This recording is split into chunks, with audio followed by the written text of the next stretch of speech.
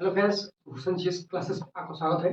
हमारा टॉपिक चल रहा है उत्तर प्रदेश का इतिहास। उत्तर प्रदेश को हम कवर कर रहे हैं।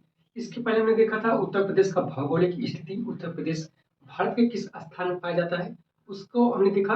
आगे हमने क्या देखा कि उसका नामकरण कैसे होता है, उसका नाम उत्तर प्रदेश कैसे पड़ा और उसके पड़ोसी राज्य जो हैं और जो उसके एक देश कंट्री जो लगता है और यूटी जो है किस तरह से उस साझा करते हैं सीमा, इसके बारे में हमने देखा। आज हम देखेंगे उत्तर प्रदेश का भौगोलिक स्थिति।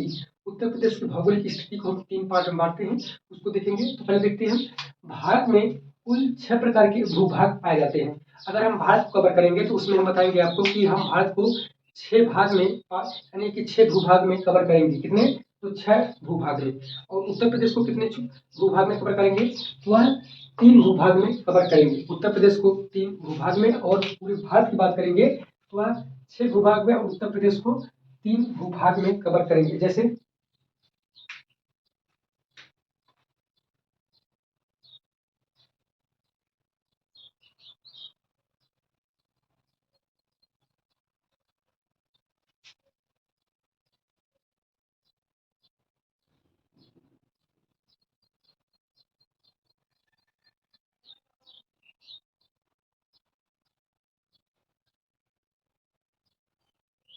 यार हमारा उत्तर प्रदेश, हमारे यहाँ उत्तर प्रदेश रहा। उत्तर प्रदेश का जो ऊपरी भाग है इसको हम 3 भूभाग में देखेंगे। जो हमारा एक ऊपर का भूभाग रहेगा, ये वाला इसे कहेंगे भावर एवं तराई क्षेत्र। ऊपर का जो पार्ट है इसे कहेंगे भावर एवं तराई क्षेत्र, क्योंकि यह हिमालय से सटा हुआ है। और जो बीच का भूभाग है इसे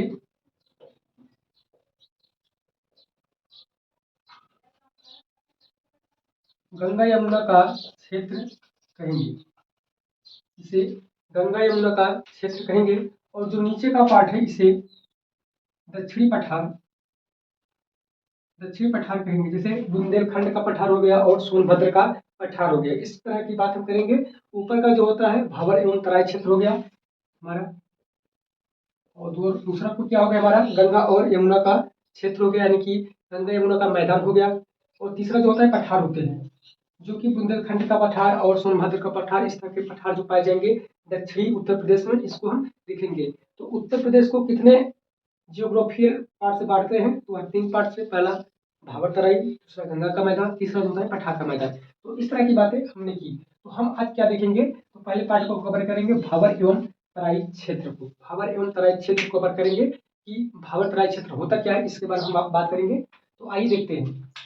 हमने यहाँ पर लिखा है, पहला क्या है भावर एवं तराई क्षेत्र, दूसरा मध्य मैदान जिसे हम गंगा यमुना का मैदान कहते हैं, तीसरा होता है पठारी क्षेत्र, जो हमने यहाँ पर आपको विस्तार से बता दिया। तो अब हम बात करेंगे भावर के बारे में। भावर आखिर होता क्या है, तो इसके बारे में बात करेंगे।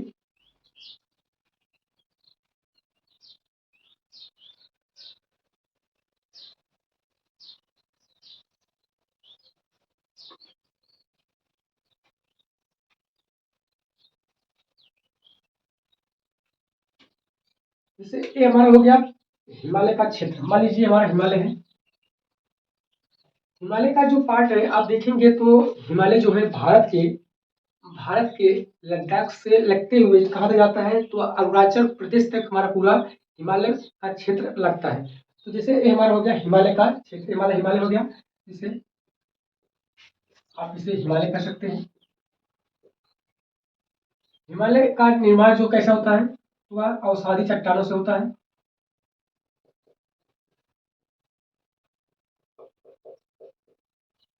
जो कि कोमल चट्टानों से जो हिमालय का निर्माण होता है। और हिमालय के जो जैसे यहाँ पर हमारा हो गया क्या गंगा, जैसे मान लीजिए हमारी यहाँ से गंगा या फिर कोई भी नदी जो यहाँ से हिमालय के निकल रही है, तो जब यहाँ से निकलते हुए जब आगे बढ़ती है, जैसे यहाँ पर हमारा क्या हो गया शिवालिक।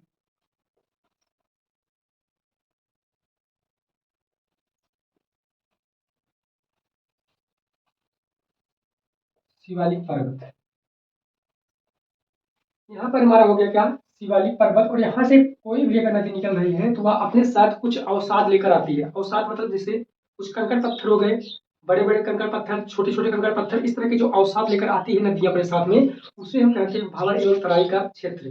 जैसे जब नदी जहां से निकलती है अपने साथ जो है कुछ बालू लेकर आती है, कुछ कंकड़ पत्थर लेकर आती है, इस तरह के अवसाद वो अपने साथ लाती है। तो जो बड़े बड़े अवसाद पाए जाते हैं, जैसे बड़े बड़े आकार में जो पत्थर पाए जाते हैं उसे भावर कहते हैं। और जो निम्न मात्रा यानी कि छोटे छोटे अवसाद पाए जाते हैं, छोटे छोटे कंकड़ पत्थर पाए जाते हैं, उसे हम तराई क्षेत्र कहते हैं। जब यहाँ से हिमालय के ऊपरी भाग से जब कोई भी नदी निकलती है, मान लीजिए हमारी नदी हो गई, कोई भी नदी हो गई, जब वो निकल रही है, जैसे हमारा यहाँ पर हो गया शिवालिक पर्वत हो गया, यहाँ से वो आगे बढ़ते हुए क्या करती है कि जो बड़े बड़े कंकड़ पत्थर है वह यहीं पर जमा होने लगते हैं। बड़े बड़े कंकड़ पत्थर आगे जमा होंगे, लेकिन जो छोटे छोटे कंकड़ पत्थर है वह इनसे टकराते हुए निकल करके क्या हो जाएंगे, तो वह धीरे धीरे आगे निकल जाएंगे। क्या होगा कि वह आगे इस तरह से धीरे धीरे निकल जाएंगे। इसी को हम क्या कहते हैं, इसी को कहते हैं भावर। इसको क्या कहते हैं, इसको भावर कहते हैं। और जो कंकड़ पत्थर जाकर के छोटे मात्रा में पाए जाते हैं उसे क्या कहते हैं, उसे कहते हैं तराई। यहाँ तक आप लोग को समझ आ गया होगा कि भावर किसे कहते हैं और तराई किसे कहते हैं। जब कोई भी नदी निकलती है कहीं से, तो अपने साथ कुछ अवसाद लेकर आती है, जैसे कंकड़ पत्थर, बालू हो गए, इस तरह के जब वो अवसाद लेकर आगे बढ़ती है, तो बढ़ने के क्रम में क्या होता है कि जो बड़े बड़े अवसाद होते हैं, बड़े बड़े कंकड़ पत्थर होते हैं, वह एक जगह पर अस्थायी यानी कि रुकना चालू हो जाते हैं। तो पानी क्या होता है, इस टकरा करके जो है वह आगे बढ़ता रहता है, लेकिन इसके टकराव के कारण जो पत्थर होते हैं वह टुकड़े में बंटने लगते हैं और जा करके अपनी मात्रा में यानी कि अल्प मात्रा छोटी मात्रा में होने लगते हैं। और धीरे धीरे क्या होता है कि वह इस तरह से हो जाते हैं कि वह जमीन जो है वह खेती लायक बन जाती है। वहाँ की जो मिट्टी है वह परिवर्तित हो जाती है, वहाँ की मिट्टी कुछ आगे बढ़ जाती है, कुछ मिट्टी वहाँ पर आकर जम जाती है। इस तरह की बात जो होती है वह तराई होती है। लेकिन बड़े बड़े जो कंकड़ पत्थर होते हैं कहाँ पर हो जाते हैं, वह भावर में हो जाते हैं। तो इस तरह की हम बातें करेंगे। तो भावर आपको समझ में आ गया होगा, तराई आपको समझ में आ गया होगा कि भावर क्या है, तराई क्या है, हम किसके बारे में बात कर रहे हैं। तो हम जो है भावर को कवर करेंगे कि भावर क्या है, इसके बारे में हमने आपको बताया। तराई क्या है इसके बारे में हमने बताया। जो बड़े बड़े अवसाद होते हैं, बड़े बड़े कंकड़ पत्थर होते हैं, उसे हम कहते हैं भावर। और जो निम्न मात्रा यानी कि छोटे मात्रा में कंकड़ पत्थर पाए जाते हैं उसे कहते हैं तराई। भावर की एक खासियत और होती है कि ये भावर में जो होता है, जैसे हमने आपको बता दिया, आपको कोई भी नदी निकल रही है तो आपके मन में यार ख्याल आ रहा होगा कि नदी है तो इतना पानी होगा कि आदमी ऊपर जो है घुस सकता है, इस तरह की बात है। लेकिन भावर में क्या होता है कि बड़े बड़े कंकड़ पत्थर के कारण जो होता है यहाँ पर जो है आदमी बुड़ नहीं सकता है, आराम से जो है पार नदी को कर सकता है, आराम से पार कर सकता है। कैसे कि जब बड़े कंकड़ पत्थर बड़े बड़े हैं तो वह काफी बिखरे हुए हैं, तो बिखरने के कारण जो है यहाँ की मिट्टी जो है नीचे से जो है माटी उभार नहीं पाती है, क्योंकि कंकड़ पत्थर बैठने के कारण जो होता है वह ऊपर जो अवसाद आते हैं यहाँ पर रुकते हैं, वो आगे बढ़ते हैं, लेकिन नीचे से मिट्टी उखाड़ नहीं पाती है, इसलिए यहाँ पर जो है गहराई नहीं होती है। लेकिन जब वो आगे बढ़ती है तो आगे बढ़ने के कारण जो होता है यहाँ की जो छोटी मात्रा में कंकड़ पत्थर पाए जाते हैं वहाँ साइड होने लगते हैं और मिट्टी जो यहाँ पर उभरने लगती है और गहराई होना चालू हो जाता है, जिससे नदी की गहराई आगे बढ़ने लगती है। इस तरह की बात हो गई हमारी भावर में। तो आइए आगे देखते हैं हम। तो हमने क्या बताया आपको, भावर। भावर जो है यहाँ स्थानीय घास पाई जाती है। भावर में क्या होता है कि यहाँ पर कुछ स्थानीय घास पाई जाती है, जहाँ पर उस तरह की बांस जो है बांस भी पाए जाते हैं जिससे कागज बनाया जाता है। जैसे क्या होता है कि वहाँ की जो घास होगी, वहाँ घासों का जो जड़ होगा वो अपनी ज्यादा गहराई में नहीं धंसेगा, तो इस तरह से वहाँ पर जो है कुछ घास पाई जाती है। उस घासों का क्या बना जाता है, तो कागज बनाने में काम आता है, जिसे यूलाली ऑफिस विधाता भी कहा जाता है। जिसे यूलाली ऑफिस विधाता भी कहा जाता है, या एग्जाम में पूछा गया है कि जो घास होती है उसे क्या कहते हैं, तो वही यूलाली ऑफिस आशीष विराता भी कहा जाता है। तो भावर में यह घास पाई जाती है। अब हम बात करेंगे आगे। यह शिवालिक के दक्षिण में फैली हुई सकरी पट्टी है। यह हमने आपको बताया, जैसे यहाँ पर हमारा शिवालिक हो गया, शिवालिक के दक्षिण में फैली हुई जो है यह सकरी पट्टी है। जो आगे जो है यहाँ पर मुहाने पर चौड़ी होती है, मुहाने जो होता है इसकी लंबाई ज्यादा होती है, लेकिन जब ये आगे बढ़ती है बढ़ने के कारण जो है सिकुड़ने लगती है, इससे जिसे हम सकरी पट्टी कहते हैं। क्या कहते हैं, जिसे हम सकरी पट्टी कहते हैं। जैसे या इसका मुहाना हो गया, लेकिन जब ये आगे बढ़ेगी, बढ़ने के क्रम में जो है इसकी जो बड़े बड़े कंकड़ पत्थर है उसकी मात्रा जो है आगे फैलाव कम होगा, इस तरह से बढ़ती चली जाएगी, इस तरह से यह कम होती जाएगी। और जो तराई क्षेत्र है, तराई में क्या होगा कि यहाँ पर जो इसकी जो चौड़ाई है वह चौड़ाई तो कम होगी, लेकिन यहाँ पर इसकी लंबाई जो है बढ़ जाएगी। तराई की यहाँ पर लंबाई बढ़ेगी, लेकिन इसकी जो है चौड़ाई यहाँ पर कम हो जाएगी। इस तरह की बातें करेंगे। जैसे क्या कहते हैं इसे, सकरी पट्टी कहते हैं। इसको भावर को जो है शिवालिक के दक्षिण में इसे फैली हुई जिसे सकरी पट्टी कहा जाता है। कंकड़ पत्थर की प्रधानता होती है। हमने आपको बताया कि यहाँ पर बड़े बड़े कंकड़ पत्थर पाए जाते हैं, इससे यहाँ पर जो है कंकड़ पत्थर की प्रधानता होती है। यह कृषि के लिए उपयोगी नहीं होती है, क्योंकि बड़े बड़े मात्रा में जब कंकड़ पत्थर पाएंगे तो वहाँ पर जो है फसल नहीं बोया जा सकता है, इसलिए जो है यहाँ पर जो है कृषि के लिए यह उपयोगी मिट्टी नहीं है। आगे बात करेंगे इसका विस्तार, आपको समझ में आ रहा होगा। अब हम बात करेंगे विस्तार के बारे में कि यह विस्तार जो है यह कितने उत्तर प्रदेश के जिलों में फैली हुई है। यह सहारनपुर से लेकर के कुशीनगर तक यह फैली हुई है। जैसे सहारनपुर से लेकर कुशीनगर के पटरौना जिले में, पटरौना जो है एक शहर है, वहां तक यह फैली हुई है। अब बात करेंगे हम इसकी कुछ लंबाई और चौड़ाई की।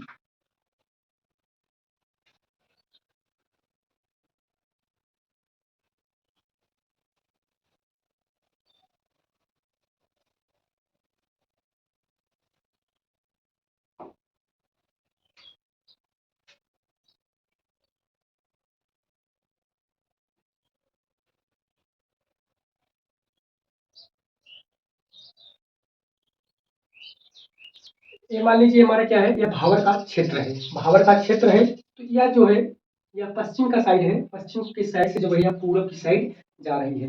यह पश्चिम के साइड से शिवालिक पर्वत पर्वत के दक्षिण में है। यह इससे जो है यह किधर जा रही है, तो यह पूर्व की साइड जा रही है। तो इसकी जो चौड़ाई होती है इस साइड में कितना होगी, वह 34 किलोमीटर। आप इसे चौड़ा भी कह सकते हैं, क्योंकि लंबाई तो इसकी हो जाएगी, इसकी लंबाई होगी।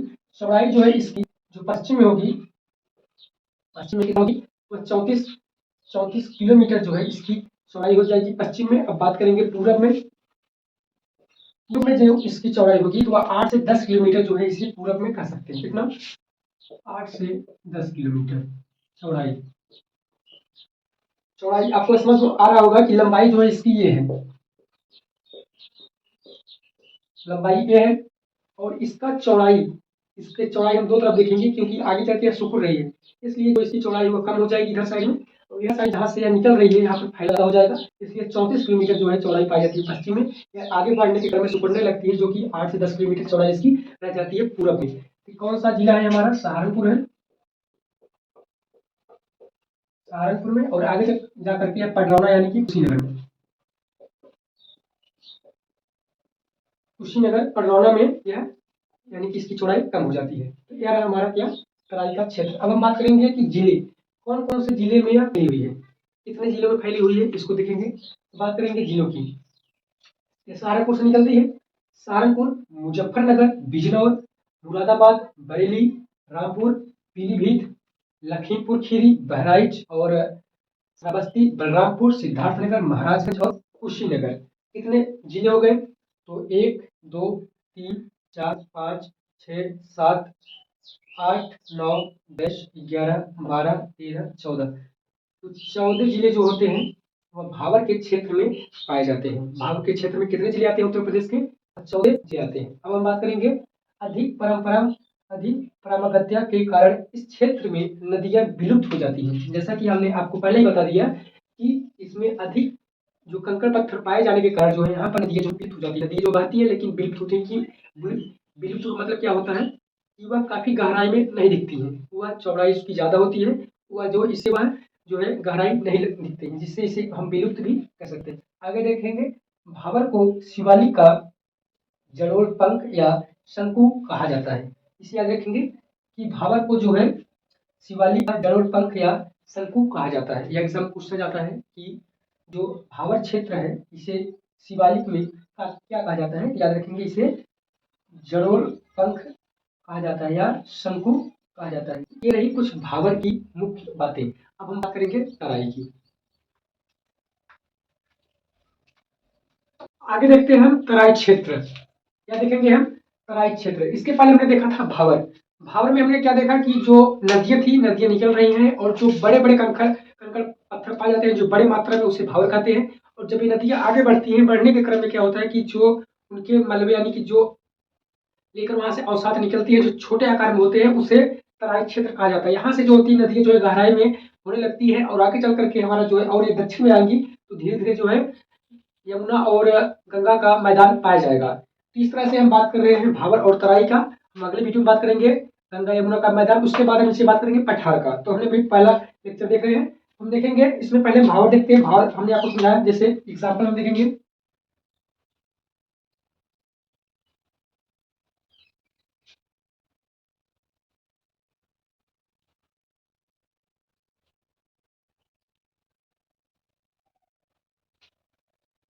मान लीजिए ये हमारा हो गया भावर क्षेत्र।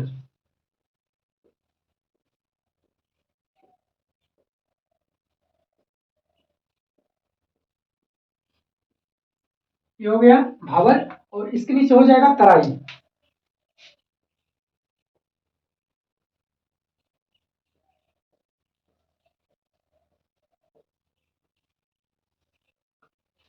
हमने बताया भावर में कि जब भावर में जब नदियां निकलती हैं, निकलने के क्रम में क्या होता है कि अपने साथ बड़े बड़े अवसाद लेकर आती हैं, बड़े अधिक मात्रा में वह कंकड़ पत्थर लाती है, जो कि बड़े मात्रा में कंकड़ पत्थर पाए जाते हैं, उसे भावर कहते हैं। जब ये नदियां आगे बढ़ने के क्रम में क्या होता है कि जब कंकड़ पत्थर आपस में टकराते हैं तो उनके जो मलबे होते हैं, यानी कि जो उसके अवसाद होते हैं, वो टूटते हैं और छोटे छोटे आकार में बांटने लगते हैं। यहाँ से क्या होगा कि बड़े बड़े जो कंकड़ पत्थर यहाँ पर पाए जा रहे हैं, वो धीरे धीरे आगे मात्रा में क्या होगा कि इस मात्रा में वो छोटे पाए जाएंगे, अब उनका आकार छोटा हो जाएगा।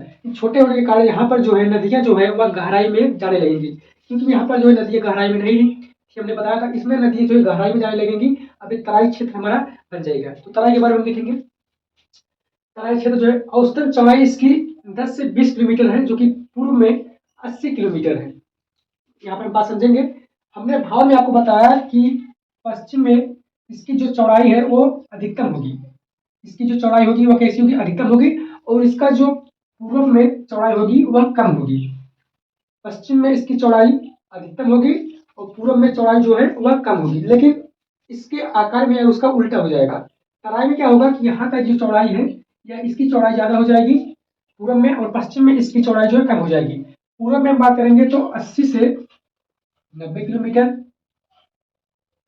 जो इसकी चौड़ाई हो जाएगी,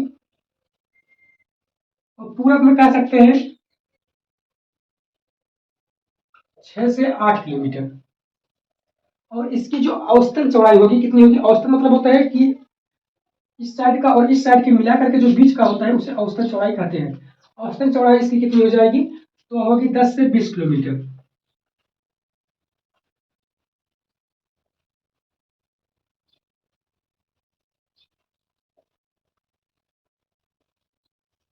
औसतन चौड़ाई इसकी जो होगी वह 10 से 20 किलोमीटर होगी। अब यह जो है आप देखेंगे पूरब में जो होगी इसकी धीरे धीरे चौड़ाई जो है वो बढ़ रही है पूरब में, और जहां से निकलती है पश्चिम में इसकी चौड़ाई कम होती है। बढ़ने के क्रम में जो है फैलाव इसमें आ जाता है। हम बात करेंगे इसकी टोटल लंबाई कितनी है। लमसम इसकी टोटल लंबाई जो है हम कह सकते हैं यह करीब 500 किलोमीटर जो इसकी लंबाई है। इसकी टोटल लंबाई कह सकते हैं लगभग 500 किलोमीटर। हमने देखा यहाँ पर मैप के हिसाब की तराई हम कैसे समझ सकते हैं। अब हम आगे बात करेंगे। जैसे यहाँ की भूमि जो होगी वह नम होगी। अब क्या होगा कि जो पानी है वह मिट्टी में धंसने लगेगा, क्योंकि भाव हमने देखा कि मिट्टी में जो है पानी नहीं धंस रहा था, इसलिए जो है वहां पर नदियां गहराई नहीं थी। लेकिन इसमें क्या होगा कि अब यहाँ पर नदियां जो है यानी कि पानी जो है वह धंस रहा है। यहाँ पर आर्द्र होगी और समतल भूमि होगी। पानी जब बहाव में आता है तो काफी अवसाद जो बाहर फेंकता है, मिट्टी जो होती है वह समतल कुछ होने लगती है।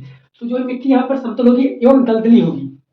मिट्टियां जो है वह दलदली भी होने लगेगी, क्योंकि यहाँ पर जो है नमी हमेशा बनी रहेगी, इसलिए यहाँ पर जो है दलदली और मिट्टी बन जाएगी। तो यहाँ पर समझ गए होंगे आप कि यहाँ की जो भूमि है वह नम होगी, आर्द्र होगी और समतल भूमि होगी और दलदली भूमि होगी। तो हम बात करेंगे यहाँ पर अधिक वर्षा। यहाँ पर अधिक वर्षा होगी। अधिक वर्षा का मतलब जब नदियां यहाँ पर अधिक मात्रा में जो गहराई पाएगी, यहाँ का जो वाष्पीकरण अधिक होगा, और क्योंकि यह कर्क रेखा के काफी नजदीक हम जा रहे हैं, इससे जो होगा कि यहाँ पर वाष्पीकरण ज्यादा होने के कारण यहाँ पर जो है वर्षा अधिक मात्रा में होगी। वर्षा जो है अधिक मात्रा में होगी। वनस्पतियां जो है अधिक पाई जाएंगी, क्योंकि जब वर्षा अधिक होगी तो वनस्पति जो है वह भी अधिक मात्रा में पाई जाएंगी। वन्य जीव जो है यहाँ पर अधिक मात्रा में पाया जाएगा। आगे चलकर जैव विविधता भी अधिक होगी। वर्षा होने के कारण जो है इनका जो है सभी का वनस्पति या वन्य जीव ये जो है काफी अधिक मात्रा में पाए जाएंगे।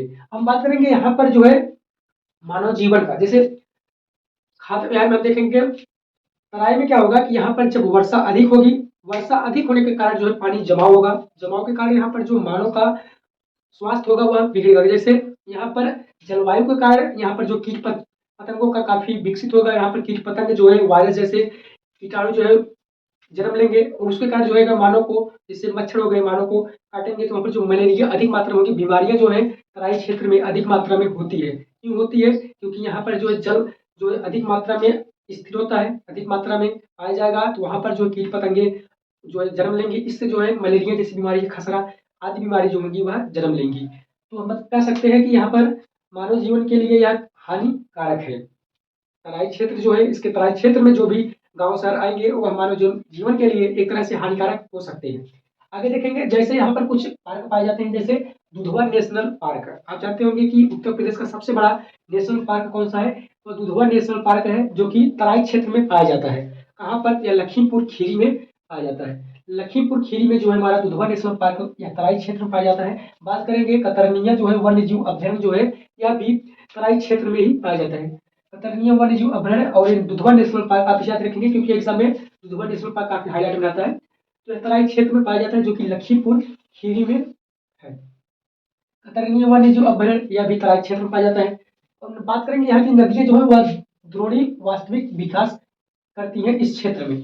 कहने का मतलब जैसे है कि यहाँ की जो नदियां हैं वह द्रोणी आकार में पाई जाएंगी। जैसे हमारी नदियां जो है वह आगे बढ़ रही है, नदियां आगे बढ़ रही है, तो होगा क्या कि कई नदियां जो है आपस में मिल जाएगी।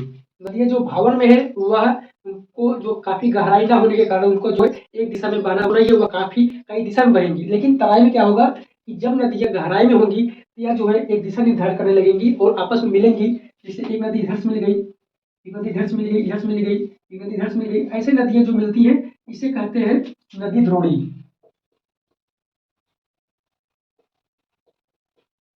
इसे क्या कहते हैं? तो इसे कहते हैं नदी द्रोणी। जिससे एक नदी मुख्य नदी है, जैसे गंगा नदी मुख्य नदी है और कई नदियां उसमें आकर के मिल रही हैं, जिसे गंगा की साई नदी कहते हैं, उसे हम नदी द्रोणी भी कह सकते हैं। तो इस तरह से कह सकते हैं कि तराई क्षेत्र में जो है नदी द्रोणी का जन्म होता है, क्योंकि यहाँ पर जो नदियां, कई नदियां जो है आपस में आकर के चारों तरफ से जो है मिल रही है तराई क्षेत्र में। आगे हम बात करेंगे, यहाँ तक हमने देख लिया। अब बात करेंगे हम जिलों की। तराई क्षेत्र में कितने जिले पाए जाते हैं? हमने भावर में देखा था कि उसमें कितने जिले पाए जाते हैं, हम तराई की बात करेंगे। इसमें जिले हो गए जैसे सहारनपुर, बिजनौर, बरेली, पीलीभीत, रामपुर, लखीमपुर खीरी, बहराइच, गोंडा, गोरखपुर, बस्ती, कुशीनगर और देवरिया, यह होते हुए बिहार जा रही है। कहने का तात्पर्य यह है कि सहारनपुर आप उसमें भी देखेंगे तो सहारनपुर था, सहारनपुर जो काफी लंबा, यानी कि जो आप देखेंगे यहाँ पर हमने लिखा है किलोमीटर, 8 से 10 किलोमीटर में तो एक जिला खत्म होगा नहीं, तो कह सकते हैं। तो सहारनपुर, बिजनौर, बरेली, पीलीभीत, रामपुर, लखीमपुर खीरी, बहराइच, गोंडा, गोरखपुर, बस्ती, कुशीनगर और देवरिया कितने जिले आते हैं? तो 1 2 3 4 5 6 7 8 9 10 11 12, टोटल 12 जिले। तो तराई क्षेत्र में कितने जिले आते हैं? तो अब 12 जिले आते हैं उत्तर प्रदेश के। अब हम बात करेंगे यहाँ की कुछ प्रमुख घासें। जब पानी यहाँ पर इकट्ठा होगा, पानी इकट्ठा होने के कारण यहाँ की जो मिट्टी है वो नमी होगी, नमी के कारण यहाँ पर जो है कई प्रकार की घासें जो है वह जन्म लेंगी, उगेंगी। जैसे इसमें होगा सेलम घास, साल वृक्ष और साख वृक्ष, तेंदु वृक्ष और हल्दी वृक्ष, इस तरह की कुछ मुख्य घास हैं जो कि तराई क्षेत्र में पाई जाती है। हम बात करेंगे शिवालिक श्रेणी की। डुंडवा श्रेणी का विस्तार यूपी के तराई क्षेत्र में होता है। हमने आपको बताया था कि तराई जो है वो शिवालिक जो पर्वत श्रेणी है उसमें जो है डुंडवा श्रेणी का विकास, डुंडवा श्रेणी का विकास जो यूपी के तराई क्षेत्र में होता है। याद रखेंगे कि डुंडवा श्रेणी का विकास कहाँ होता है? वह तराई क्षेत्र में होता है। तो हमने अभी तक देख लिया कि उत्तर प्रदेश के भूगोल के बारे में हमने एक टॉपिक देखा। हमने उत्तर प्रदेश को 3 पार्ट में भाग बांटा था, उसके 3 भाग में बांटा था। तो हमने पहला भाग देखा, अब हम दूसरा भाग देखेंगे। दूसरे भाग में हम क्या देखेंगे? उसमें गंगा और यमुना का क्षेत्र, यानी गंगा यमुना का मैदान देखेंगे जो बीच में पाया जाता है, गंगा यमुना का पूरा मैदान। फिर आगे बढ़ेंगे तो दक्षिण का पठार देखेंगे। ये जो तराई क्षेत्र है, तराई क्षेत्र यह भावर के दक्षिण में पाया जाता है। यहाँ पर आप देख के समझ जाएंगे होंगे कि यह जो है ऊपर हमारा जो भावर है, इसके नीचे जो है तराई जो है यहाँ दक्षिण में पाया जा रहा है। एग्जाम में भी पूछता है कि तराई क्षेत्र जो है वह भावर के किस दिशा में पाया जाता है, तो वह दक्षिण में पाया जाता है। तो ये रही कुछ मुख्य बातें भावर और तराई के बारे में। अब हम आगे मिलेंगे आपसे अगला वीडियो में, तो रहेगा हमारा जो दूसरा बनेगा गंगा और यमुना का क्षेत्र, गंगा यमुना का मैदान। तो मिलते हैं अगले वीडियो में, तब तक के लिए धन्यवाद।